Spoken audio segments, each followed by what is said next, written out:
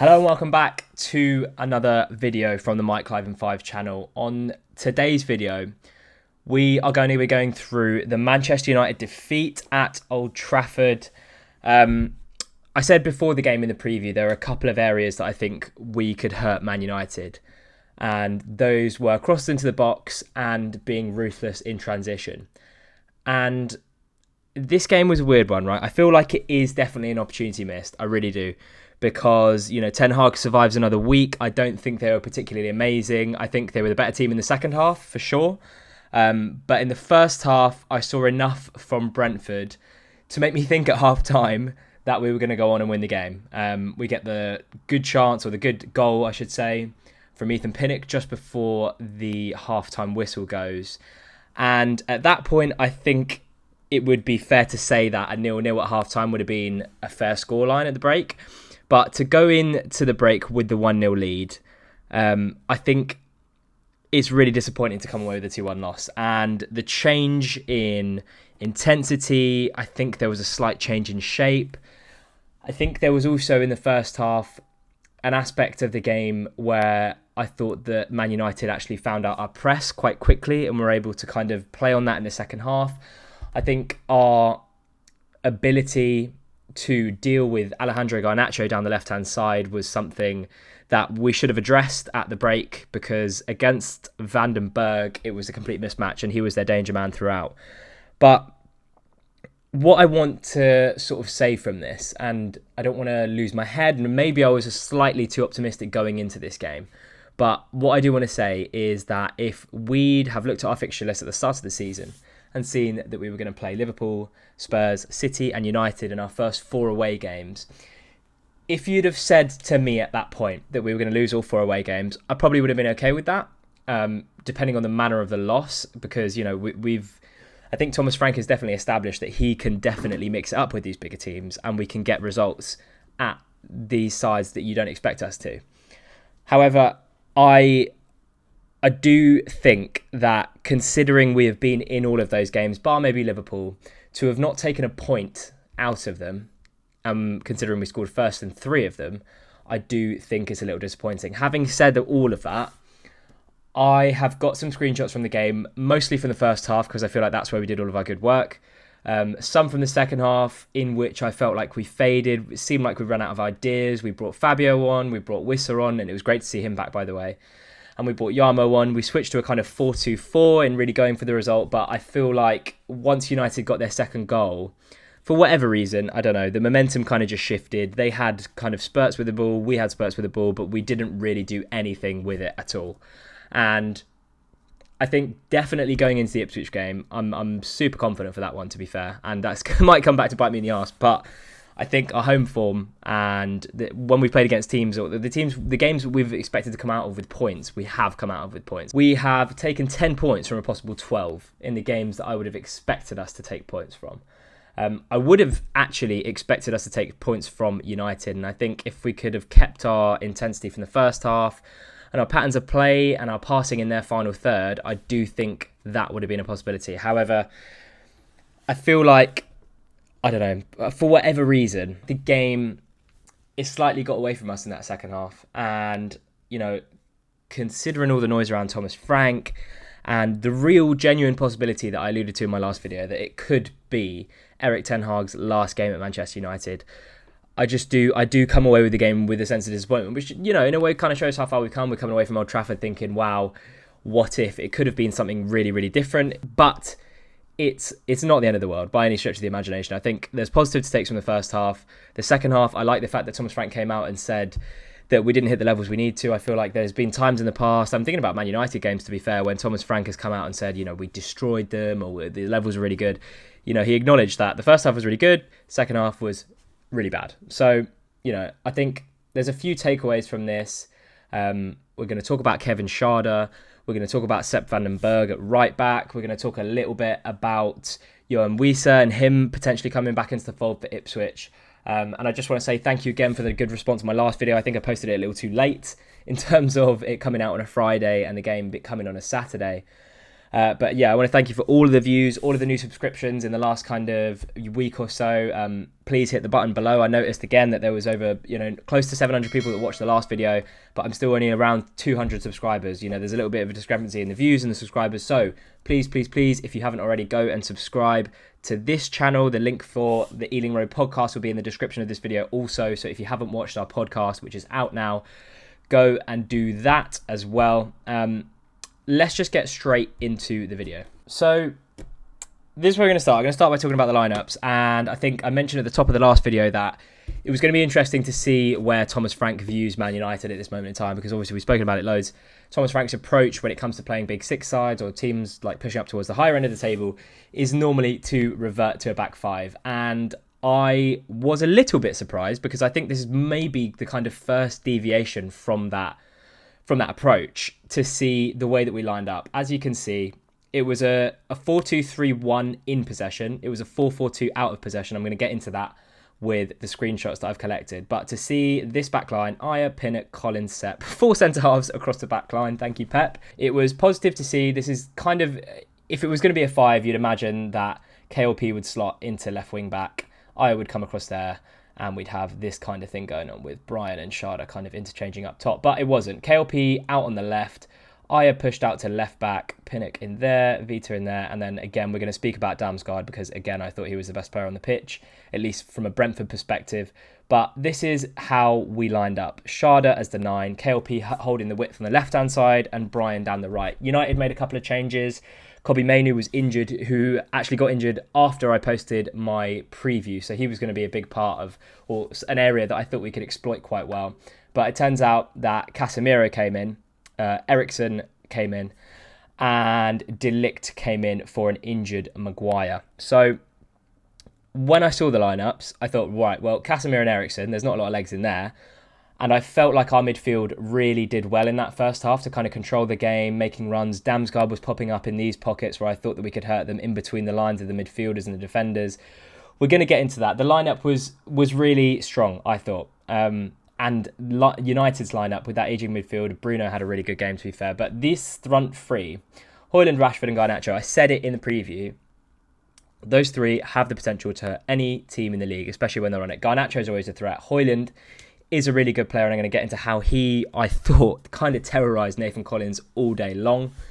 Rashford was kind of floating into spaces. There was a lot of pressure from us. I feel like, and we're going to talk about the sort of in and out of possession, the subtleties between the 4-3-3 and the 4-4-2.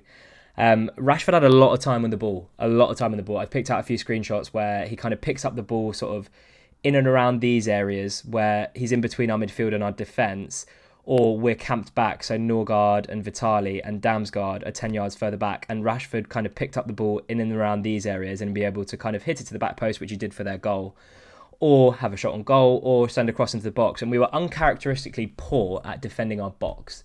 There was obviously one area of the pitch that caused us problems all day long, and that was Alejandro Garnacho picking up the ball and running at Sepp van den Berg, and he did it every single time. There was an outlet. We should have identified it. We should have seen that there was a problem there, and we should have acted on it. Whether that's bringing on Mads Roerslev, whether that's reverting to a 5, I don't know. But the amount that Sepp and Garnacho were going off against each other in this first half, and the amount of times that Garnacho either got a shot away or a cross in, I do feel like that was an area of the pitch that Thomas Frank should have said at halftime. He probably did say it at halftime, but if he didn't, he should have said, look, we need to stop balls coming into Garnacho. We either need to double up on him in a similar way that we do to Arsenal whenever we come up against Bukayo Saka, or we need to bring on a Mads Roerslev who is good defensively against top 6 teams. I never thought I'd see the day where I'm saying we should have played Mads Roerslev, but in this game, I feel like Sepp could have needed some help because he wasn't really offering much going forward, and he was getting absolutely terrorised by Garnacho. Before we get onto the screenshots, I do want to just talk about this, the momentum bar of the game. As you can see, United started off okay. Then we have our good kind of 20-30 minute spell in the first half. United kind of come back into it. It's kind of even in the first half. Then we get a goal right at the end, that little blue bar there. But in the second half, it was all Man United for the first 20 minutes. There were even these little blue bars that you can see here and over here as well. We weren't doing anything with the ball, which was so frustrating from the away end. And I think sort of it kind of just goes to show that even when you're up against a team who are struggling like Man United have been, whether or not you're dominating the ball, and in this game I'm pretty sure the possession was 50-50, whether or not you're dominating on the ball, they do have world-class players that can make a difference or can do a job. And if we'd have played them right after that Wolves game, if there was no international break, I do think the scoreline would have been different. I feel like we would have had way more momentum coming into it. We would have been able to deal with these spurts of pressure a bit better than we have been doing in this game, because there were too many times where the ball would come to Casemiro, they beat the press, he's got options to spray it out wide to Rashford or out wide to Garnacho, and quickly we're on the back foot, and that was a pattern that I saw way too much in this game. But anyway, let's move on to the screenshots. So, this is minute 1, as you can see. I just wanted to highlight this screenshot to show our shape out of possession. Sepp Vandenberg, Nathan Collins, Ethan Pinnock, Chris Ayer, and then KLP is kind of like a left midfield position. Vitaly Janelt, Christian Nørgaard, and Mikko Damsgaard on the right with Brian Mbeumo and Kevin Schade. So I'm just going to point that out at the start. I'm going to come back to it periodically in terms of our out of possession press and how I thought it kind of played into Man United's hands a little bit. But just wanted to highlight that right at the top of the video. This is the chance from Schade. Wow, I didn't realise how big a chance this was until I watched it back. Ball comes out to Ayer, who plays it into KLP, who I think kind of gets the better of a 50-50 with Eriksen. Ends up coming out to Janelt, who breaks with the ball. Janelt puts a ball into the box, and Kevin Schade on the back foot of Johnny Evans has so much space in the penalty area to pick a finish. And I do want to highlight sort of the next screenshot. Obviously, it goes wide. Obviously, completely air kicks it. But I just want to highlight sort of the position you're in there with Johnny Evans backpedaling and Kevin Schade is so close to the ball. He hasn't had to break stride. He's completely there. I think he just takes his eye off the ball at the wrong moment, and it does cost us, and that's a really big chance. But it kind of highlights again what I pointed out in the preview, is that crosses into the box they cannot deal with. They've not been able to deal with it this season. They couldn't deal with it last season. And on Saturday, I'm recording this on Wednesday now, on Saturday, we just did not send enough crosses into the box. And I'm sure Thomas Frank would be disappointed with that, because he's spoken about many times how much he loves crosses into the box and how we flood the area with players, how we overload in the box. And we get balls in and we thrive off a little bit of chaos. We thrive off the second ball. And we're very close in this instance to actually doing that. Granted, we don't have as many players in the box at this point. But what I pointed out in the podcast is that, imagine if that was Brian Mbeumo in that position. He is scoring every single day of the week, as he has shown in multiple games this season. Unfortunately for us, it's Kevin Schade. And unfortunately for him, he's going for I don't want to say terrible run, because I don't think he's been terrible in any of the games. Even watching this game back, I think in the first half especially, he is a threat throughout. If it had put this one away, maybe the game takes on a different shape. But if it's Brian Mbeumo in this position, on his right foot, in the penalty area, I think we know the result. And it's just, I see that the jury's out for Schade a little bit. And we spoke about it on the podcast. He is not a centre-forward. I don't think he will ever be a centre-forward. He can put in a shift there and he can cause problems, and he does get into the right areas quite a lot. For a person who's been asked to do a job in a position they're probably not the most comfortable in, he gets into scoring opportunities a lot. And that is a lot down to his pace and his raw abilities, his natural abilities. His ability to peel off defenders, I think, is really good. He showed that in the Wolves game as well. But for whatever reason, when he's in front of goal at the moment, he just hasn't got it. And it's not something that I don't think he's ever had in terms of Freiburg. If you look at his stats, he's not a natural goal scorer. He played on the wing at Freiburg and he feeded off assists and beating his man and getting into these 1v1 situations where he will burn anyone for pace, and his delivery is okay. But even in terms of his link-up play today, I've highlighted a few moments where the link-up play with him is really good. It is really good. So people saying that, we're giving up on him, they've seen enough of him, just give him a little bit of time. He will come good. He just needs a goal. He just needs to come off the bench maybe and impact a game like he was doing sort of towards the back end of last season and when we signed him as well. But the jury, I think, is out for Schade, and I think wrongly at the moment, because, he's going through a bad run. The confidence is low, you can see that, but I'm sure he will come good. This is a pivotal moment in the game. It really was. I didn't think it would be. United fans up in arms about the decision to take Matthijs de Ligt off the pitch when he was bleeding from his head. But I just want to highlight the sort of defending. Obviously, Mark Flecken has the ball. He pumps it up long. Brian Mbeumo makes enough of a nuisance of himself to kind of put off their two defenders. And Kevin Schade and Akers have space here. He's going to pick it up. And this is where the contact is made. And I've got a screenshot next that kind of shows you that de Ligt there can see that Schade's knee is so close to the ball.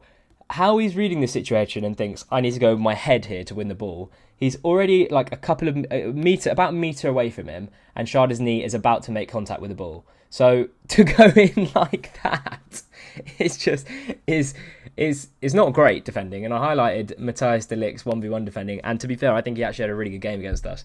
But United fans sort of directing their anger at the referees. Maybe direct the anger at your centre half who thought he could win this ball from this screenshot to then there. And also blame your medical team. I'm going to highlight it. I picked out the moments where de Ligt actually goes off. He went off 3 times before we scored. 3 times to sort out that head injury, and none of the times did they sort it out. Anyway, back to the video. This is the first time that he's gone down. As you can see, blood pouring out of his head, and just a little plaster on top. I'm sure that will hold. Guys. 14th minute, Bryan Mbeumo picks up the ball on the halfway line, sprays a wonderful ball out to KLP, who's in acres of space and also had a really quiet game this day. And I'm going to highlight sort of why I was a little bit frustrated with him on Saturday. He picks up the ball on the left. We've got overloads in the box. Kevin Schade, Christian Norgard, Mikkel Damsgaard and Bryan Mbeumo arriving. What you need is a ball either to Christian Norgard arriving on the penalty spot, to Mikkel Damsgaard, who's kind of peeling off to the back stick, Kevin Schade at the front stick, or you loft one over to Bryan Mbeumo. But this was kind of our delivery all day. It picks out the only free United shirt in the box. You can see there, Kevin's occupying Johnny Evans, Mikkel Damsgaard on Casemiro, Norgard's free, Bruno's free to be fair, but Norgard's got the run on him, so if you put it anywhere in the penalty spot, Norgard probably has a shot on goal. But we pick out the only United shirt who doesn't have a man to worry about in this situation, and it was kind of the story of the day with our delivery. For whatever reason, our crosses today, they weren't finding the right players in the right areas. They weren't getting to our danger men. They weren't really targeting the areas where United tend to panic and have panicked this season. But yeah, as you can see, cross comes in from KLP and it picks out Martinez and the chance goes. Again, this is a minute later. Damsgaard has the ball near the halfway line. He actually creates a similar action to the chance that Tottenham had against Man United when Brennan Johnson hit the post in terms of going down the line. And I think it was Timo Werner in that case, gets the better of Martinez on the halfway line, and they play a nice kind of round the corner pass to Sepp van den Berg, who's going to turn up on your right-hand side now. But in this situation, there's the runners. KLP's coming in. We've got Norgard there. We've got Kevin Schade there. Not Norgard, sorry. That's Vitaly Janelt there. Kevin Schade's coming into the box. Can we whip it? Can we whip it around the corner? Can we create a little bit of uncertainty in this United box? Matthijs de Ligt is quite high. Johnny Evans is very high. Can he whip it there? And, it's Sepp van den Berg, so I'm not expecting a world-class delivery. But the delivery we got and the delivery we're getting because we're persisting with playing centre-halves in fullback positions. I don't want to say we're persisting with it, but, the circumstances dictate that we must play centre-halves in fullback positions because of the injuries and because we don't have first-choice recognised fullback at the club. But the chance comes to nothing. He plays it along the floor and nothing comes out of it. But, a better ball in that situation, either across the 6-yard box here, and Vitaly Janelt might have a shot on goal. It was just these little nuances, and it's not for lack of trying. It's just that at the moment we don't have an Aaron Hickey who can whip in across. We don't have a Rico Henry that can whip in across. But in terms of the forward players, KLP's got to be doing better with his delivery. So is Bryan Mbeumo. There were chances where he could have whipped in a ball, and we've got the runners in the box, but we don't pick them out. But anyway, that chance comes to nothing. I just want to highlight this as well. This is a really slick bit of play, and it's something that's become characteristic of Brentford this season in terms of getting ourselves out of tight situations and playing through the press so effectively. This is how high United were pressing, and it was something that I thought we would mirror going into it, considering how poor United have been in transition this season.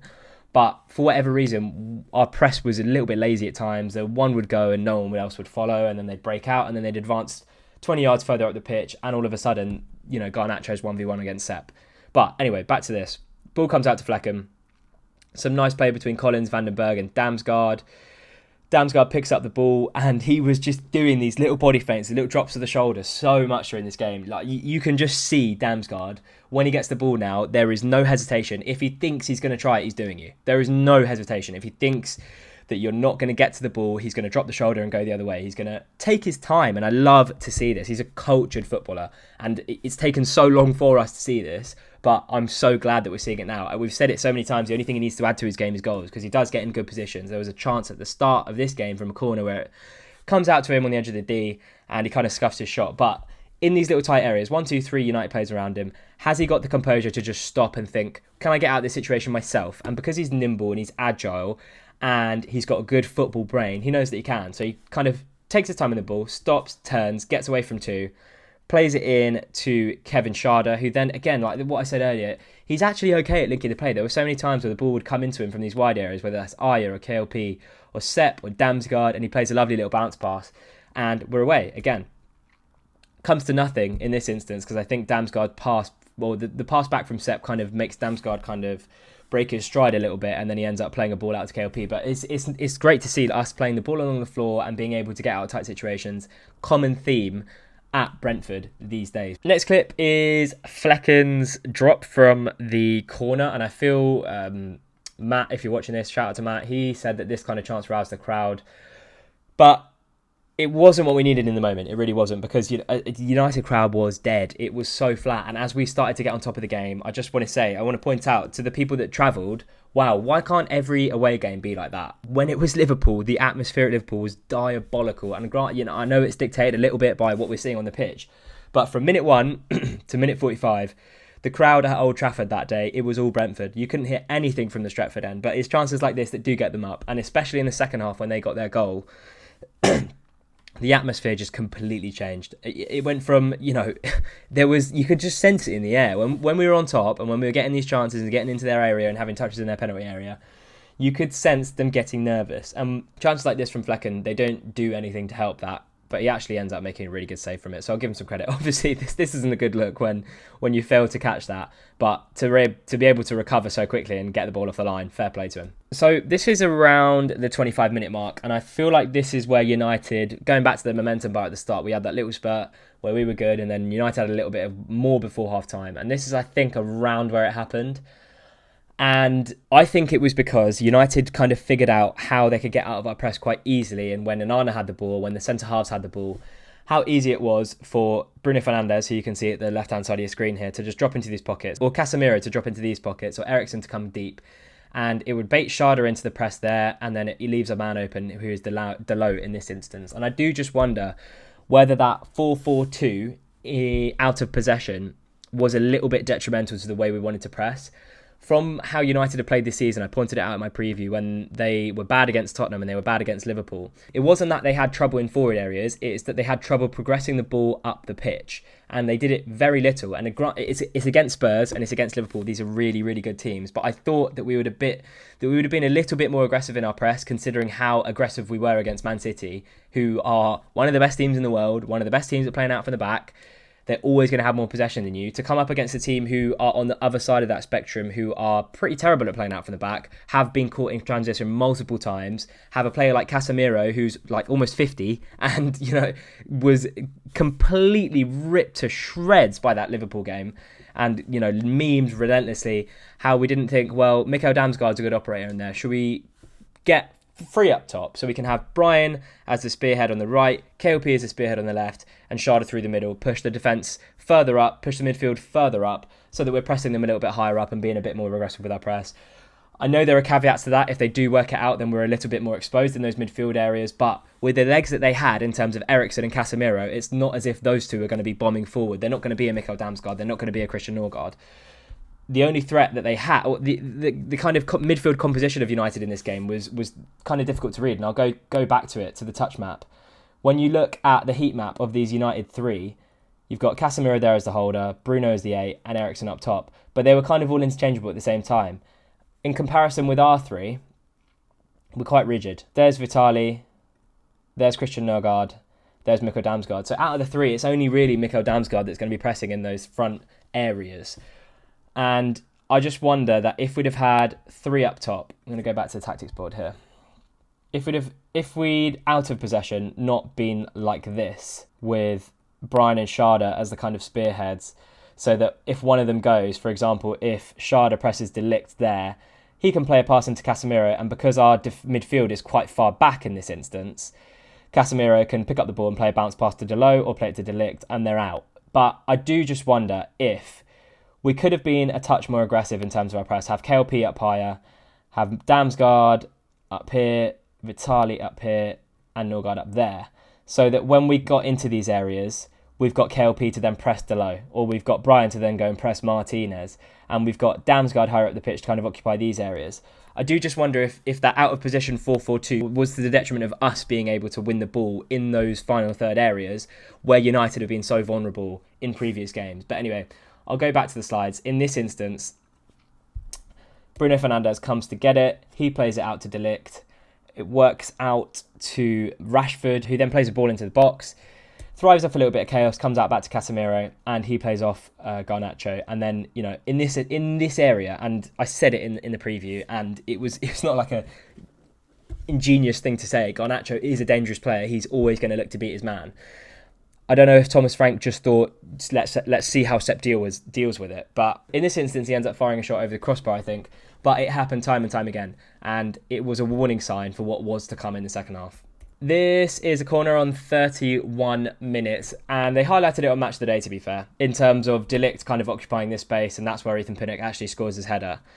But again, if you're not going to blame anyone for this, blame De Ligt or blame your medical team. Don't blame us or don't blame the referee. If there's blood on your face or if there's blood pouring from your head, you have to get off the pitch. The reason that they conceded from that corner may have been because De Ligt wasn't in that position. But the only reason De Ligt wasn't in that position is because he decided to put his head into Schade's knee. There's no excusing poor defending, and there's no excusing negligence in terms of your medical team not wrapping up that injury. Anyway, let's move on to the next clip. Again, us playing out from the back. Nice, slick play.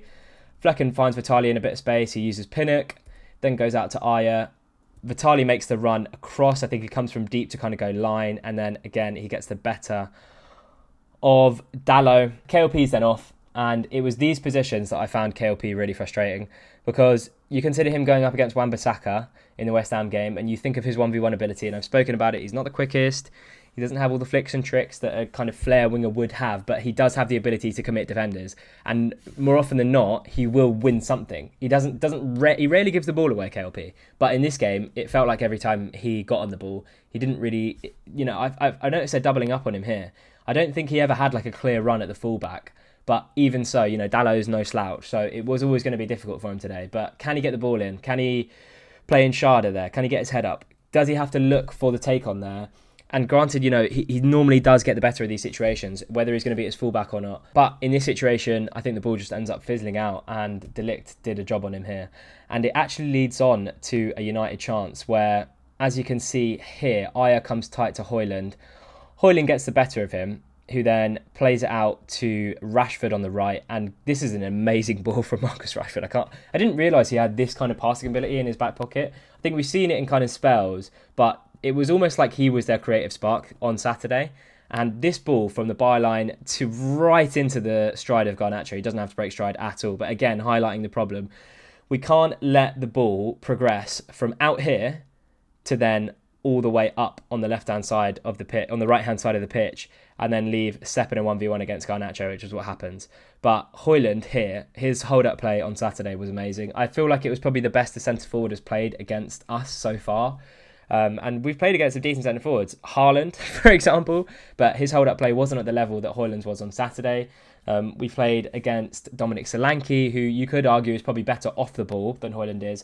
But in terms of being able to spin his centre-halves, and in terms of the joy that Ethan Pinnock and Nathan Collins have had against strikers in tracking them deep, not letting them turn, Højlund had the better of Nathan Collins every single time on Saturday, and it wasn't a pretty sight, especially for someone who we've not seen a lot from this season. And Cruyff turning Nathan Collins on the half turn.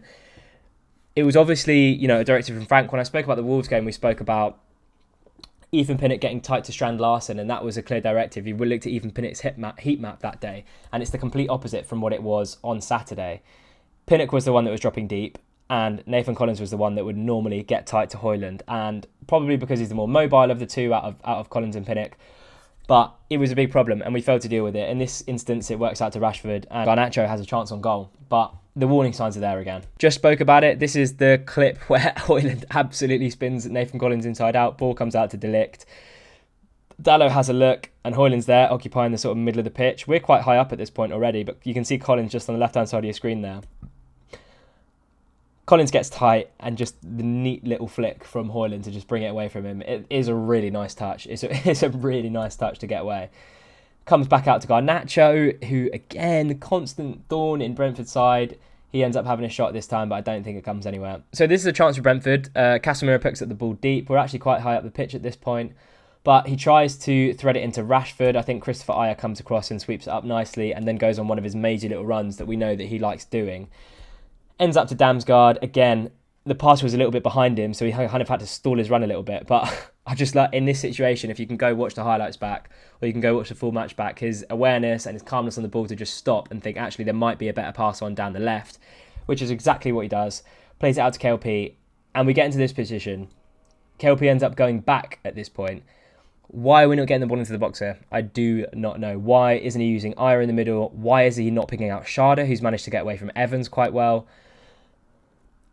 If we've got someone like Kevin Schade in the box who has the aerial ability that he does, we have to be, when we're in these positions, we've got to be putting crosses into the box. And it was just something that we failed to do. I don't know why we did, because United haven't been good at defending their box. It seemed so simple when I was outlining it in the preview. Every single one of the highlights that I picked out were from crosses into the box. And again, you've let Kevin Schade, you got a 38-year-old or however old he is, Johnny Evans, trying to mark Kevin Schade, who's an absolute live wire. He's got so much space. You put that ball in the penalty spot, Schade's going to have a header on goal. Or you put it along the ground, he's going to have a shot on goal. Just get the damn ball into the box. It was just like we spent too much time dithering with it outside on these areas and just not putting quality balls into the box. By the time it gets to this point, the chance is gone. But even 50 seconds later, Ethan Pinnock picks up the ball and he whips in across. Not KLP, he whips in across. And Schade's got a free leap in the box. Look how high he is above Johnny Evans at this point. Obviously, he gets his header all wrong. But you give him enough chances and he's going to score eventually. He's going to get one on target. But just this should have been the template for how Brentford win this game.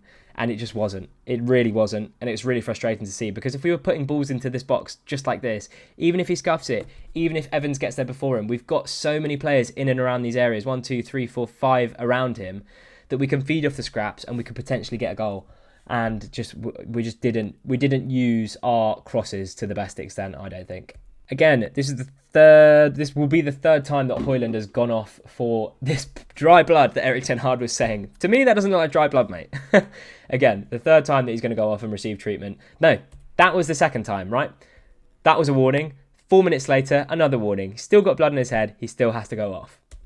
Ball comes in, and we know what happens from here. Ethan Pinnock gets the run on Dalot, who's doing very little to stop him, it has to be said. But powers a header right into the top corner, and congrats to those who weren't in the concourse at that point, because I'd stayed on the stairs before I went in at half-time to go to the toilet. But good limbs, good scenes. We're going to the break at 1-0, and you're kind of thinking, well, could this be a famous day at Old Trafford? With our record, with scoring first, I was a little bit hesitant to kind of be like, yes, let's go on and win this, but to kind of capitulate in the way we did in the first couple of minutes. When I was still in the concourse, by the way, missed his second goal, which was really annoying, but I'd imagine that a lot of people did. Watching it back on Match of the Day and watching it back from the game, the full match replay that I get all these screenshots from, it's a really good ball, first of all. You have to give credit to Marcus Rashford. It's a fantastic ball, but it's definitely avoidable. Here, it doesn't look like there's going to be much danger. Garnacho is on the left-hand side, but we've got enough bodies in and around the area to kind of snuff this out if a ball were to come into the box or if Dalot were to go down the line. Where it gets annoying for me is that, as I pointed out, we let Marcus Rashford get into these positions far too often in this game. And at this point, this is before he's even got to the cross action. We've got Damsgaard and Norgard there. We've got Sepp van den Berg, who's marking Casemiro, I believe. And we've got Nathan Collins and Ethan Pinnock. One of them is going to be on Rasmus Højlund. But at this point, when Rashford is thinking about the cross or he's about to wind up, one of these three has got to be screaming at either Collins to go across and to shift a man over here, or Damsgaard and Norgard to drop back in. One of you's got to pick up Casemiro so that Sepp can go across and pick up Garnacho. And it's a really good cross. Like, I don't want to take away anything from the assist. Rashford was excellent. He really was. I knew the front three were going to be a threat, but I didn't expect all three of them to be so good. And they were so good. But it's avoidable. It's preventable. And that's what I think will annoy Thomas Frank. There's got to be some communication here from the back line to the midfielders or to each other to say, we've got a spare man on the back stick here. This is like simple kind of Sunday League stuff. We've got a spare man. Sepp should tell them. Either he should tell them we've got a spare man and we need to shift across, or these guys should say, one of you drop back into this back line and pick up Casemiro so that Sepp can go across the cover Garnacho. He doesn't. The ball comes out and we know the score. Really good finish from Garnacho and probably what he deserved from the game considering his performance. But here, he's about to cross the ball in. There's got to be some communication here. There's got to, because Sepp will know that Garnacho's there. So I don't want to blame Sepp, but if anyone's going to shift across and say, hey, look, I've got a spare man here, it's going to be him because he'll know that Garnacho's there. And it's a frustrating goal to concede. It's a good goal. I'm not taking anything away from the goal, but definitely avoidable. This kind of just illustrates our decision making in that second half, and it was so frustrating to watch because we kind of just coasted through that second 45 and we made United look way better than they are. And that's not just me being bitter because we lost, but you know, Ten Hag's going to survive another week and we had the potential to get him sacked. And you know, the next time they come up against a team that not even need to be on our level, these are guys that, you know, failed to beat Palace away from home. They failed to beat Brighton. They've been beaten by all of the big sides they played, bar Aston Villa in the last game. But our decision making in the second half was just poor at times. Norgard wins a 50-50 with Casemiro. And this is just after they've scored. So you're thinking, right, good impact, good decision making in these areas, good time to maybe catch them on the back foot. Damsgaard's running, Schade's running, KLP more importantly is running. And it reminds me of a highlight that I picked out from the Spurs game where De Ligt was getting dragged towards the ball, sucked towards the ball without realising that Dalot, who loves to get forward, is gone. He's not even in the picture. But Brian Mbeumo opts for the wrong option here, gives it to Schade. He kind of gets the ball stuck under his feet. But just look at the space KLP would have had to run into if Brian got his head up in this instance and just thought, actually, sidestep here, give yourself a little bit of time, and KLP by that point would be on the halfway line, and then we've got a chance. But he gives a slightly underhit pass to Schade, and it comes to nothing. And that was so characteristic of our second half. There were so many points where we get into these areas, or Schade would end up giving the ball to Schade, at which point his confidence is already shot. So there should have been some sort. I wonder if that happens with footballers when you know that someone isn't having the best game. When you know that someone isn't having the best game, so you stop playing them the ball, or you stop giving them the ball in difficult situations where they've got a lot to do with it. Give him the ball when he's got space to run into. Yes, 100%, because we know that he's going to beat anyone on the pitch. But don't give him the ball in these areas when he's got 1, 2, 3, 4 players to work around. And he's not the best. Well, to be fair, I don't even want to blame Schade here because if you watch the game back, it's a really bad pass from Brian Mbeumo. But in this situation, we've got to be making better decisions. This, I believe, is their goal. Again, just quite sloppy. We talked about in the podcast, Nathan Collins kind of maybe a little bit to blame for this goal. He was certainly to blame for Wolves' second goal. When Strand Larsen gets the goal with a really good finish. But again, we're playing around with the ball around here, and you know, sometimes it works, sometimes it doesn't. That's just the dangers of the way we're trying to play, and I'm all for trying to do that, as long as we're on the better side of that more often than not. But when we are playing against these teams, you know, they do have the potential to punish us. Anyway, the ball kind of gets worked out here. It comes back to Collins, who boots the ball up, and I do wonder if there's a element of the forward players being a bit too high in this situation, or the pass just being poor from Nathan Collins. I think it's a little bit of both. But as you can see, there was a slight structural tweak in the second half. Brian was a lot higher, Schade was a lot higher, and so was KLP. We'd kind of gone from that 4-4-2 to a 4-3-3, but for me, at the wrong point in the game, because we should have started with the 4-3-3 when we were getting a lot of joy in their final third. We probably should have switched something a little bit more conservative when we were ahead, as opposed to right from the off. But in this instance, Martinez picks up the ball, and we know the story from here. It's just, I'm going to pick out something, and this is just me being so nitpicky and looking at how we could have prevented this goal. But as you can see, Nathan Collins is already out of position because he's just given the ball away, so he needs to get back up. Ethan Pinnock there is giving him a hand gesture to say, get up, or get tight to Bruno Fernandes in this little pocket here, because we know the ball's going to come to him.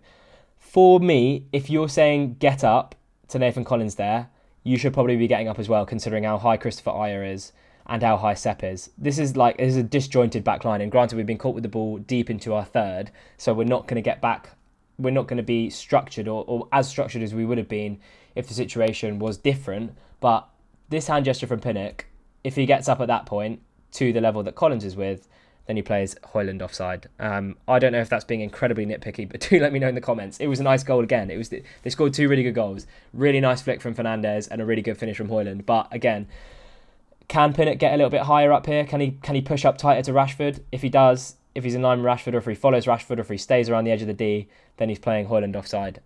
So yeah, this is my, and this I haven't picked up too many screenshots from the second half because really we didn't have anything. We were a little bit sloppy. I feel like when we reverted to a 4-2-4, Carvalho had some good touches here and there, but it was way too congested. There was so much space to exploit down the left-hand side, but no one to exploit it, if that makes sense.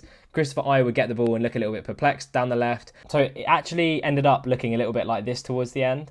And, you know, it was kind of us just going for it, but the ball got way too congested in these midfield areas. And when I got the ball, he didn't really know what to do, because he doesn't have left foot, first of all, so it's not like he can go down the line. And when Damsgaard picked up the ball, he would often cut inside and try and whip a ball back into the box, or recycle it and go back to either Yarmo or Norgard and try and switch the play. But what I would have liked to see while Schade was still on the pitch, because it was actually KLP who was the first to be hooked, I would have loved to have seen Schade actually on the right-hand side, because I feel like when he got the ball in that second half, particularly when it came out to him, Dalot was getting really tight to him, and obviously that's not what you want with someone like Schade who needs space to run into. But also, he's not going to go down the line when he's on his left, when he's not left-footed.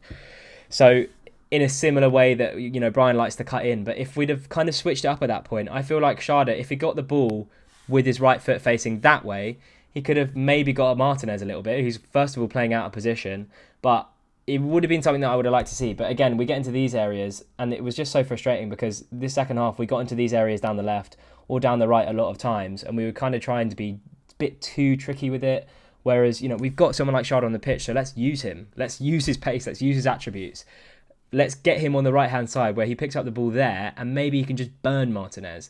Or Brian picks up the ball here, and maybe he can burn Dalot. But we didn't for whatever reason. But it's definitely something I'd like to see going forward. I know that Thomas Frank likes to have his wingers cut in and put crosses into the box, but there's also that area where you can get down to the byline and put crosses into the box as well. And if Schade was on the left-hand side, if Schade was on the right-hand side, I should say, and he was able to get past his man, that would have been something I'd like to see. But we just looked a bit devoid of ideas. This is the final screenshot I think I picked out. And Collins has the ball. It comes to Wisser in the middle.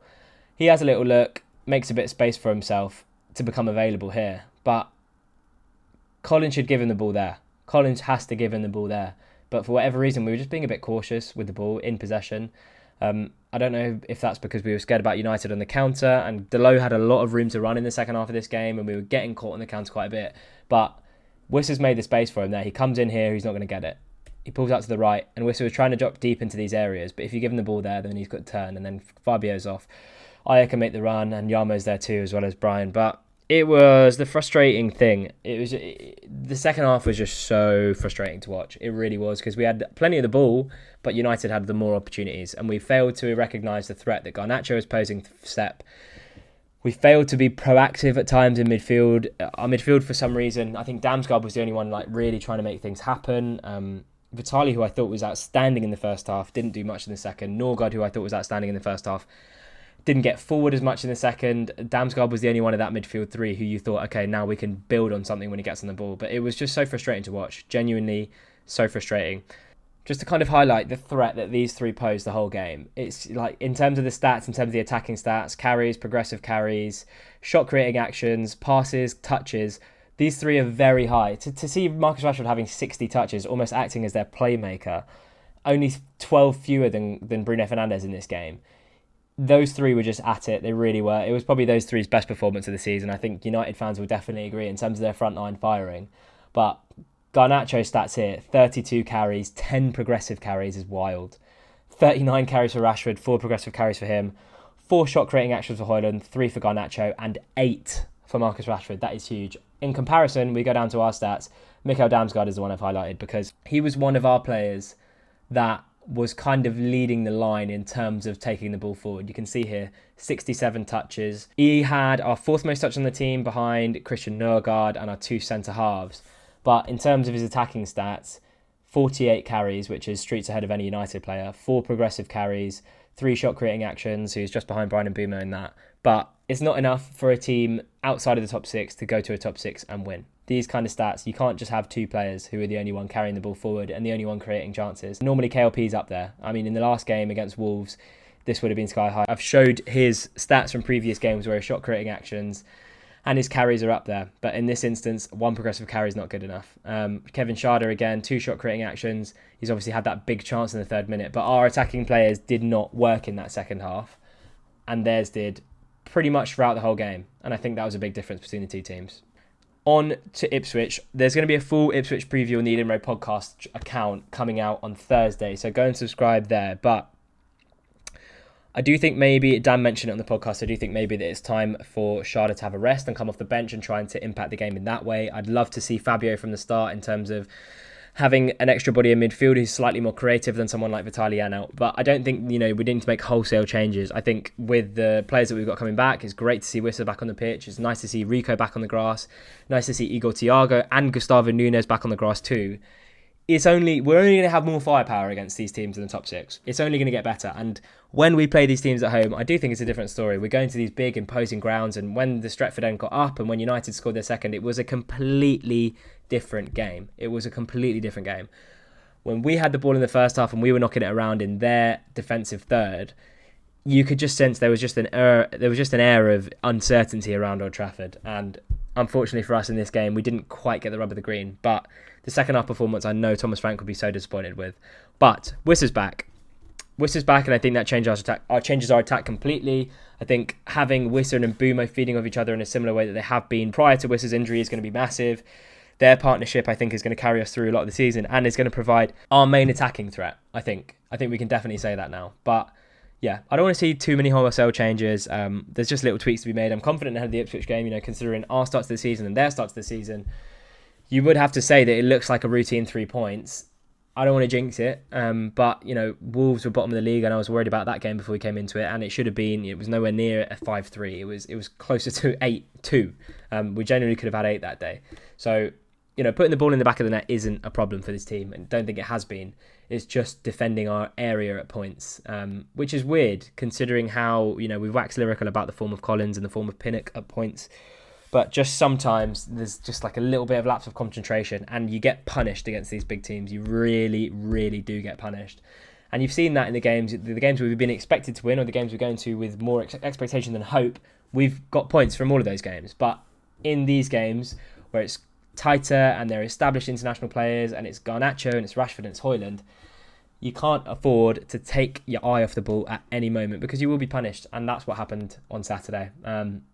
I hope you've enjoyed a slightly different kind of video because I'm not, going crazy or saying how we can sack Ten Hag and all of that. I'm kind of picking apart our performance, highlighting what we did well, highlighting what I hope we do well against Ipswich. But if you enjoyed the video, drop a like, drop a comment, tell me how you feel about the Man United away day. We're still yet to win at Old Trafford, but we're getting closer. You could say we're getting closer.